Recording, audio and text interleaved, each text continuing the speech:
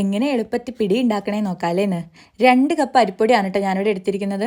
ആ അരിപ്പൊടിയിലേക്ക് 1 കപ്പ് തേങ്ങ ചേരേണ്ടിയതും ആവശ്യത്തിന് ഉപ്പും ചേർത്തതിന് ശേഷം നന്നായിട്ട് ഇങ്ങനെ യോജിപ്പിച്ച് കൊടുക്കും. കൈ കൊണ്ട് തന്നെ നന്നായിട്ട് നമ്മൾ യോജിപ്പിച്ച് നല്ല രീതിയിൽ യോജിപ്പിച്ച് ഇതുപോലെ ഇങ്ങനെ ഒരു സൈഡിലേക്ക് ആക്കി നന്നായിട്ടൊരു ഇത് കോട്ട് ചെയ്തെടുത്ത് നമ്മളതിന് മാറ്റി വയ്ക്കുക.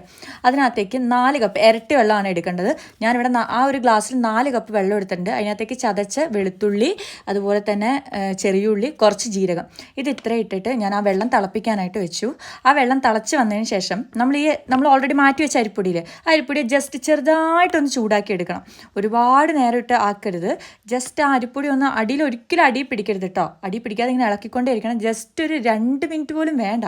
ആ പൊടി ഒന്ന് ചൂടായി വരുന്ന സമയം കൊണ്ട് നമ്മളിവിടെ തിളപ്പിക്കാൻ വെച്ചിരിക്കുന്ന വെള്ളം ഉണ്ടല്ലോ, അതിനകത്തേക്ക് ആവശ്യത്തിന് കുറച്ച് ഉപ്പ് ചേർക്കാം.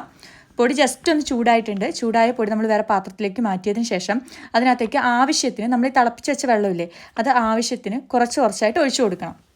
ഒരുപാട് വെള്ളം ഒഴിക്കരുത്, ഒറ്റയടിക്ക് വെള്ളം കോരി ഒഴിക്കരുത്. ആവശ്യത്തിന് വളരെ കുറച്ച് വെള്ളം ഒഴിക്കാൻ പാടുള്ളൂ കേട്ടോ. അങ്ങനെ നമ്മൾ കുറച്ച് വെള്ളം ഒഴിച്ചിട്ട് ഇതിനെ നന്നായിട്ട് ഇങ്ങനെ സ്പൂൺ വെച്ച് മിക്സ് ചെയ്യാം. നല്ല ചൂടായിരിക്കും, വെള്ളം ചൂടായതുകൊണ്ട് ഒരിക്കലും കൈ ഇടരുത്, കൈ പൊള്ളും.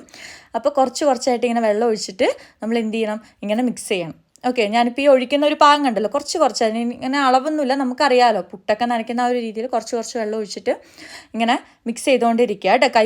കൈ യൂസ് ചെയ്യരുത്, സ്പൂൺ വെച്ച് നമ്മൾ മിക്സ് ചെയ്യുക. നല്ല ചൂടായിരിക്കും കേട്ടോ, അതുകൊണ്ടാണ് പറയുന്നത്.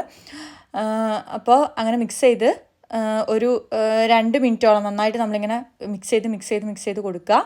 അപ്പോൾ അതിൻ്റെ ഒരു പാകം നമുക്കറിയാൻ പറ്റും. ഇത് ഏകദേശം ഈ ഒരു പാകമാകുമ്പോൾ നമ്മൾ പിന്നെ വെള്ളം ഒഴിക്കേണ്ട. അതിനുശേഷം ഒന്ന് ചൂടാറി കഴിയുമ്പോൾ നമ്മൾ ഇതുപോലെ ഇങ്ങനെ ബോളാക്കി ഉരുട്ടി മാറ്റി വെക്കുക കേട്ടോ. ഉരുട്ടിയിട്ട് മാറ്റി നമ്മളിങ്ങനെ ചെറിയ ബോൾസ് ആക്കി അതിനെ എടുക്കുക. ഞാനിവിടെ ഓൾമോസ്റ്റ് ഒരു 6-7 ആൾക്ക് കഴിക്കേണ്ടതുണ്ട് ഇതിൽ. അങ്ങനത്തെ ഒരു രീതിയിലാണ്. ഇതേപോലെ കുഞ്ഞു ബോൾസ് ആക്കി എടുക്കുക. അതിനുശേഷം നമ്മൾ ആ നേരത്തെ തിളപ്പിച്ച വെള്ളം ഉണ്ടല്ലോ, അതിൽ ആ 4 ഗ്ലാസ് വെള്ളം നമ്മൾ ഈ അരിപ്പൊടി എടുക്കാൻ യൂസ് ചെയ്യുന്നില്ല, അരിപ്പൊടി കുഴയ്ക്കാനായിട്ട്.